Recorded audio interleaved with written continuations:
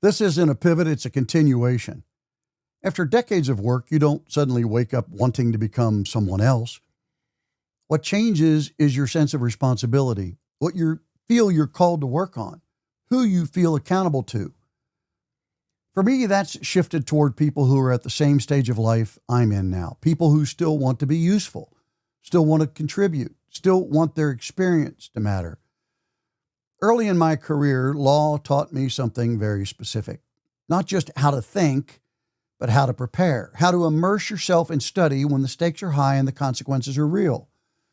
That lesson stayed with me. It's why I was able to help thousands of people over the years.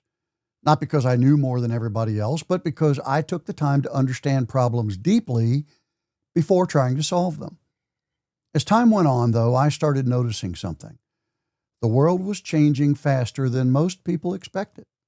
Technology, communication, the way influence works, the way ideas are spread.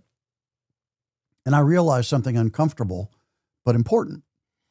If I wanted to continue being of real service, I couldn't rely only on what had worked before. I had to study again. So quietly, without announcing anything, I went back into immersion mode.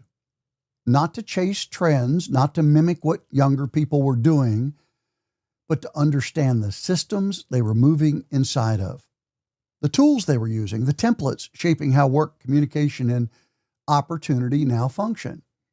Because if you don't understand the system, your experience never gets a fair hearing inside of it. And I also knew this. Most people like me don't want to spend years figuring all of that out. And they shouldn't have to. They want to contribute. They want to help. They want to remain relevant, impactful, and respected. But without wasting time, money, or energy chasing things that don't fit who they are. So I made a decision. I would do the heavy lifting myself. The same way I did years ago, the same way I did in law school. So that when I was ready to step out of the study phase, I could help others apply what they already know to the world as it actually exists now. That's where I am. And starting in January, I'll begin sharing what I've built.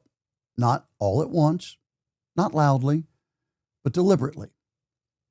If you felt dismissed or devalued or unsure how to translate what you know into something meaningful today, stay close.